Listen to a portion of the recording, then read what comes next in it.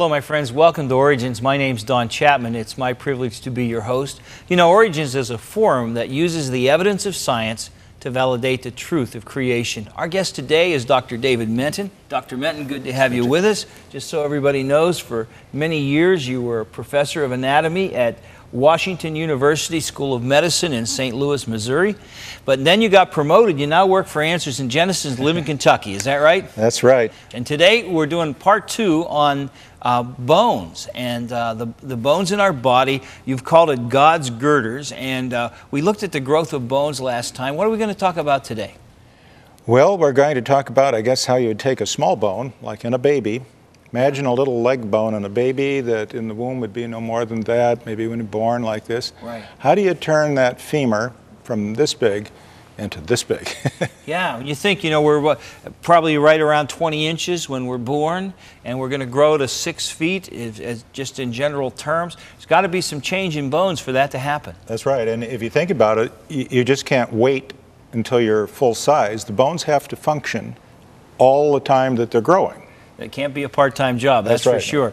How many bones do we have in our body, Dr. Menton? Well, you know, that's a more difficult question than it might seem. Generally, you'll read in the encyclopedias and what have you that we have about 206 bones in our body. Suffice it to say, we have something in excess of 200 bones in the adult. The interesting thing is that a baby has many more bones than an adult. Now, why is that? It's so much smaller. Why would it need more bones? Well, let's take the hip bone. Okay. In our body, we have a right hip bone and a left hip bone, and they're kind of held together by the sacrum in the back there. When we're developing, before the age of 20, let's say, we reach about 20, 21 years old before all our bones are finally fused together. But before we reach that age, starting from the time we're born, there are bones that are separate pieces. The hip bones are 3 bones, each of the hip bones. The ilium, the pubic bone, and the ischium. And they meet right in that ball socket joint where the hip goes in. And then as the baby grows older, a child approaches an adult, finally these bones all fuse together to make one bone. So the 3 become 1. That's right. And in the skull, of course, there are many separate bones in the vault of the skull. You can feel a little soft spot on the baby's head. And we don't have that anymore. Right, yeah. No, at our age, and we won't divulge that, at our age these bones have, suffice it to say, long since fused, yes, so that our skull would be very difficult to grow larger at this point. Now, all of this is happening. Does every bone in our body change size and grow? Well, it's interesting. All the bones in our body have to get bigger as we get bigger, say from the time of birth till, say, age 20 or so, whenever we reach full size. But there are 3 bones in the body, actually 6, one on each side, okay, that do not grow. And these are bones I'm sure everybody's heard about. We see them here compared to a penny. These are tiny. They are not only the tiniest bones in the body, but they're the only bones that don't grow. These are the ear bones. And they're the exact same size they were the day we were born. That's right. They just, when you look at them in a row up here, we have 3 bones. We have one here that's called the hammer, because it's sort of shaped like a hammer. We have the anvil, because it's sort of shaped like an anvil. And we have the stirrup that's shaped exactly like a stirrup on a saddle. Those 3 are hinged together by little lubricated joints. And the hammer is attached to the eardrum, so when it wiggles, it sends the sound through the bones to the foot plate on the stirrup. But those 3 are tiny, and they don't change in shape. Everything else has to grow in shape, and that's and size, and that's a fascinating story in its own right.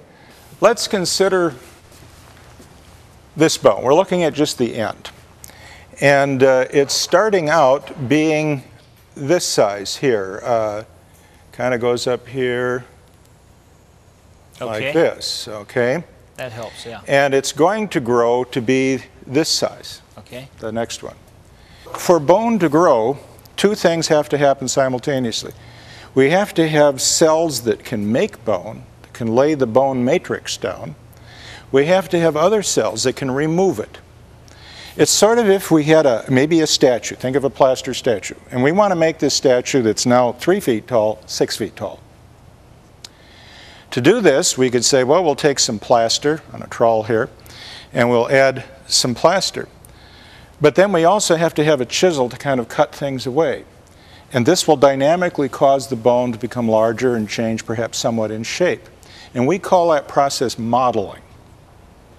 The bone models as it gets bigger or changes shape. And we have two very specialized cells that accomplish that for us, that growth. So we must remove bone and we must add bone. And the two cells that do the work for us, the ones that make the bone, are called the osteoblasts.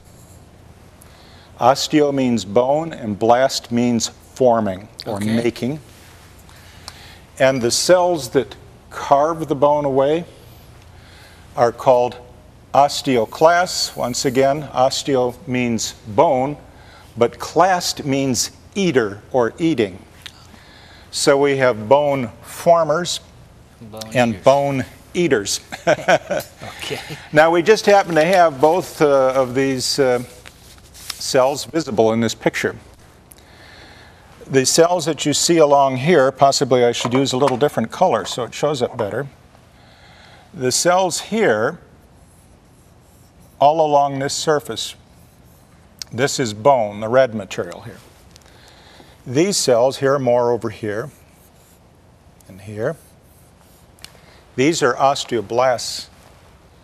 They're going to secrete matrix that at first will be soft, but mineral will come in ultimately from the bloodstream and form with it, and that will make it hard. In the process, some cells will be left behind. Here's a cell right here that's being kind of buried in bone. Here's one that's buried way down here.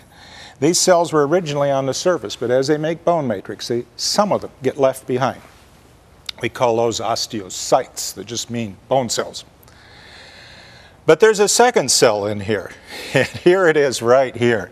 We'll make a big arrow because this is a big cell. This is the osteoclast. The osteoclast has several nuclei inside, which allows it to become a very large cell. Look how big this cell is compared to It's 4 or 5 times as big as the osteoblast. These others. Yeah, that's right. And the osteoclast, if you'll notice, is digging a trench in the bone. The osteoclast can eat bone so fast that it's possible, if you're actually looking at it in a microscope in living tissue, it's possible to, in the course of time, actually see it. It's like a drill bit going right into the bone. Coming along behind it can be another cell that'll make bone. So it's possible to take a piece of bone away and then turn right around and add it back. You know, it's amazing, first of all, that God put these in our body because He knew we had to grow and change. I guess the question that begs to be asked is, how do those cells know when to dig and where to build? Well, the way that happens, we're just beginning to understand, and it really is remarkable.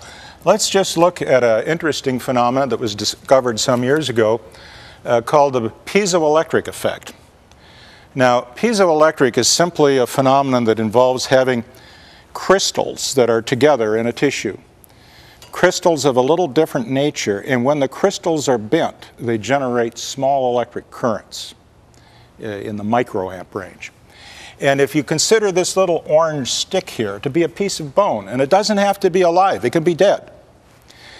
There are crystals in this bone which are arranged in such a way that if we push on the end, imagine this is like a diving board now. Okay. And the arrow is going to jump on the diving board.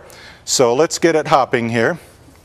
Oh, you got to move. Yeah, That's when great. it jumps on the board, wow. Notice it generates electric currents, a negative charge on one side and a positive charge on the other. Unbelievable.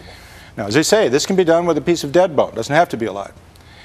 And it's believed that it is these electric currents that have an effect on the osteoblast, the bone maker, the osteoclast, the bone carver or eater. And so if a force is trying to bend this bone and push it down like somebody heavy standing on the diving board, we have the ability, due to electric currents, to recruit osteoblasts to come up and build in the bottom of the board to give a little bit more strength, and osteoclasts can maybe carve away some of the top of the board to retain its strength to best accommodate this force. See, the bones in our bodies are changing all the time. If we were to push on our forehead for about 6 months or a year, we'd have a dent on our forehead because that force would cause the bones to change shape. Again, due to osteoclast, carving out bone, osteoblast, making bone. Most of us have dents in our skull from our glasses, if you wear glasses. Pull off the glasses, feel where the bow ends, and there will be a little dip there in most people's skull. That's because of the constant pushing of those bows. That's how orthodontics works. That's how it's possible to change the position of teeth. Because by putting wires on them and pulling on the teeth, you're actually changing the bony sockets in which the teeth fit. Right. And makes them become straight. So this is an incredible process. Here is sort of our diving board that we were just looking at, only this time we're looking at real bone. We have stained the bone blue here, and we can see that inside we have osteocytes that have been buried. Okay. On the surface, notice all the osteoblasts down here. We said that if you push down on the bone here, it might cause osteoblasts to build more bone here to resist that push. So we see all these nice osteoblasts lined up along the bottom, making bone as fast as they can. And you see this great big cell right here. Yeah. That's an osteoclast. It's carving the top. Amazing. So the bone is changing. In fact, it's really intriguing. Even if we're not doing anything, we're just standing here, our bones are constantly having pieces of bone removed and then added right back again. You think, well, what good does it do to take bone away and then put it back again? It turns out that there are little microfractures, like a broken leg, only this is happening at the microscope level. There are little microfractures in our bones that are being constantly repaired by just simply turning it over. Take the bone away, put it back. Take the bone away, put it back. And it keeps repairing the little microfractures. So bone, I think, is just one of the most incredible structures in the body. Now, if you really want to have your socks blown off, let's take the femur. That's the bone in the leg here. Here is the neck of the femur, and this is the ball that fits into the hip socket. If we saw right down through the femur and look inside, we see the spongy bone we discussed before. Mm-hmm. And we notice this spongy bone is not just oriented any old way. It's lined up on very, very distinctive lines representing the forces that are coming to bear. So you have fibers that are running this way, or bone beams and this way. And it's oriented in such a way as to best withstand the force that's coming from our hip onto the head of that femur. If we look over here at our femur and we magnify that center area, we can see these beams of bone that are lined up along particular lines here. Now, if a lady becomes pregnant, let's say, and all of a sudden has 20 pounds of weight out in here that she didn't have before, all these little beams in her leg bones and hips and everything will all reorient due to modeling to best accommodate that force. And when the baby's born, they all get modeled back to the way they were again. It's so dynamic. It has built in it the ability to change and be what it needs to be. Yes, and without the ability to change, of course, it wouldn't be very good for us. Now, we mentioned before that if bone were solid all the way across, it would be very heavy. We'd have no place to make marrow. It's just the surface of the bone that's compact, like a metal pipe. Right. And this compact bone has a really remarkable structure. It's quite different than the spongy bone. This drawing sort of tries to illustrate what it's like. First of all, remember our osteoclasts? I said they could drill like a drill bit? Right. They actually drill holes in the compact bone that allow the blood vessels to penetrate down in. And then when they drill the holes, bone forms around the blood vessels. For example, you see this little circle right here. That would be a drilled out hole running right down into the bone like this. And then a blood vessel would drop in there. And the bone would be produced layer by layer in concentric circles in a target pattern converging on that blood vessel. And that's what produces the compact bone. And in each layer, there are collagen fibers or connective tissue fibers like we have in our skin that are arranged like the plies in a radial ply tire. And each layer has a slightly different orientation. So it goes this way here and maybe goes this way down here, and then this way here. And that makes the compact bone very strong. We call these Haversian systems, or ostions. Here's a place where at one time there was a big hole drilled right here by an osteoclast. A blood vessel, or two, little capillary, went in right there. And the bone formed around it, layer by layer. First this layer, and then this layer, and it kept going until it got close to the vessel. Notice left behind are these bone cells, the osteocytes. And they communicate with little processes, one to another, in order to get nutrients from the canal where the blood vessels reside. Well, this is the way the whole thing looks in the scanning electron microscope. If we just make a cut through the bone, here is where the blood vessels went through. You can see the layer by layer that was formed coming in here. These little holes you see in here are little pits where the bone cells got left behind, the osteocytes. And you can see ring after ring. That's that radial ply tire effect I was telling you about that makes this bone, compact bone, stronger than cast iron for the same weight. That's an amazing statement, that actually our bones, for the weight that they have, are stronger than cast iron. Yes. And one of the reasons they're so strong is because bone is not just a homogeneous material. If bone were like a rock, you know what happens. You take a rock, you drop it on the ground, and depending on what kind of rock it is, it can shatter. It's hard, but it's brittle. Bone contains a hard, brittle material called hydroxyapatite. It's made out of calcium and phosphate ions, and it's a very hard crystal. But if that were the end of the story, if we fell down, we'd break our bones, they'd just shatter. But blended in with the mineral, here is a bone cell sitting in its little nest, and all around it we see bone in the scanning electron microscope. And the bone is not homogeneous material like fudge or something like that. It's fibrous. Notice all these little fibers in here. Those fibers are connective tissue fibers like we see in our skin, and they're blended in with the mineral. So the fiber plus the organic fiber plus the inorganic mineral gives bone its strength. We call this a composite tissue. It has two components like fiberglass. Fiberglass has a fiber component and a glass component. And the two together give properties you wouldn't get from either one alone. And that's, so God built that strength in by the combination of the two ingredients. That's right. You know, man uses the same principle when we make reinforced concrete. Right. Imagine if we made our bridge out of just pure concrete. The truck would go across, the concrete would crumble. Yeah. But inside the concrete we have this rebar, the iron rods that run through, we call it reinforced concrete. If we made the bridge just out of the iron bars, the rebar, what would happen when the truck goes across? It would rot. It would bend. Yeah. So the concrete alone, it would shatter. The iron rebar alone, it would bend. But when you combine the two together, you get properties better than either by itself. Yeah. And so here we can see in this reinforced concrete where it's been broken, we see the metal rods. Now, do you recall the story of the children of Israel when they made bricks just before they left Egypt? I do indeed. To go to the Promised Land? There was a statement I never understood as a child, and that is Pharaoh made the children of Israel go out and get their own straw as well as the clay to make the bricks. And I always wondered, what on earth does straw have to do with making bricks? I just thought you'd take clay, put them together, make a brick, that's it. But it turns out a brick made out of clay is brittle. If you made a brick just out of straw, you know from the three little pegs, that wouldn't hold up too well.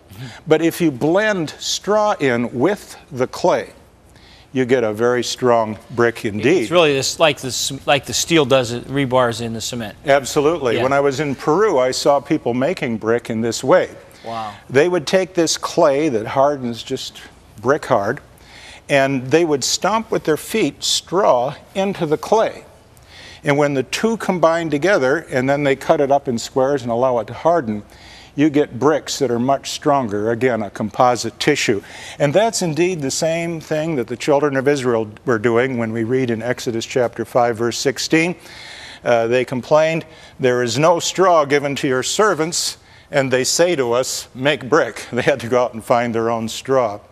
Now, so the same principle that we see applied there, God has already applied in our bones by the composite materials He uses to make them. That's right, and it's this composite material that make our bones so strong that we can say they're stronger than cast iron for a given weight. Incredible lesson. Dr. Menton, you've showed us some incredible things. We've got to take a break, but don't you go away. When we come back, there are some tremendous spiritual lessons we want to learn from the bones, and you'll want to be with us for that as well, so stay tuned. Creation versus evolution. You weigh the evidence. The human eye, a chemical speedster. For us to see, chemical and electrical reactions must take place in the proper sequence. The fastest photographic film requires the camera lens to remain open for 1/10,000th of a second. Biologists tell us that the eye's photochemistry is so fast that the first reaction takes place in 1/5 billionth of a second. This is 500,000 times faster than our best film capabilities. Darwin himself admitted that the human eye seemed to defy his theory of evolution.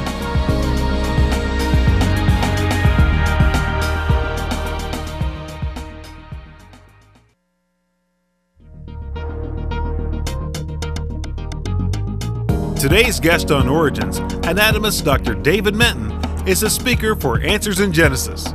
Audiences enjoy his well-illustrated presentations on a variety of fascinating topics. Many of these lectures are available on DVD. If you're interested in the subject of creation, you'll definitely want these for your own. Orders are being taken at 800-778-3390. You can also write to Answers in Genesis, P.O. Box 510, Hebron, Kentucky 41048. Or visit the website at www.answersingenesis.org.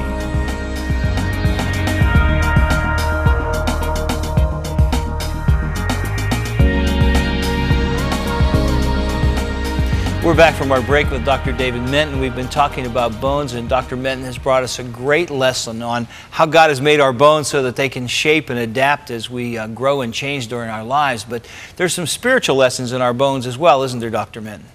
That's right. You know, there are many organs of our body that are mentioned in the Bible, and certainly bones are one of them.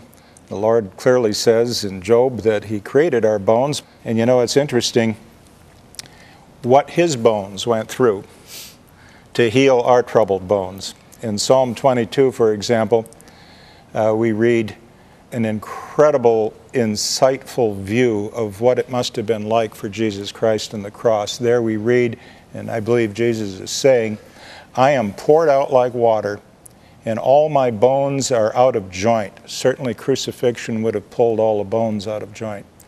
I can count all my bones. They look and stare at me. They divide my garments among them, and for my clothing they cast lots. Think of it, this was written 1,000 years before this happened. Yes, and right? 500 years before crucifixion had even been invented. That's right. And here is the psalmist with a perfect picture of Jesus dying for our sins on the cross and what it did to our bones. The wonderful prophecies of Scripture. God's word's precious. And you know, when you get to the New Testament, it just mentions again this important fact, just as the Old Testament said, that Jesus' bones would not be broken. They'd be pulled out of shape, but they wouldn't be broken. John chapter 19, verse 36, for these things were done, that the Scripture should be fulfilled. Not one of His bones shall be broken. You know, it's a tremendous truth that the God who made our bones made the plan for our salvation. And one day, that body that has scars in the hands and a hole in the side, but no broken bones, is going to appear in the eastern sky. And His plan of salvation is going to be complete for those of us who have trusted Him. Isn't that right, Dr. Menton? Absolutely, and I look forward to that day. That's right. Trust Him today, and remember that He is your Creator, the one who planned your body, and the one who has a plan for your salvation. Put your hope and trust in God, the God of His Word. And remember, it's God's view that He created you, and that should be your worldview as well. And so we'll look for you next time here on Origins. God bless you till then.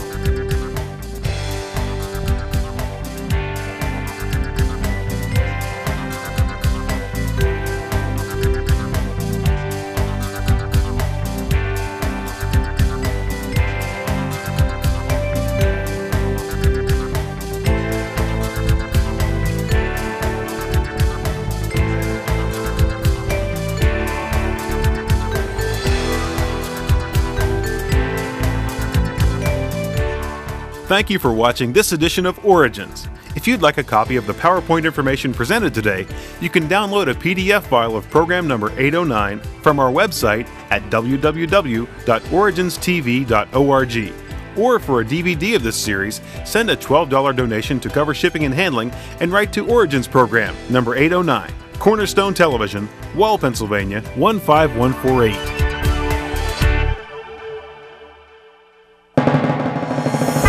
Origins is made possible by the faithful prayers and the financial support of you, our Cornerstone Television family.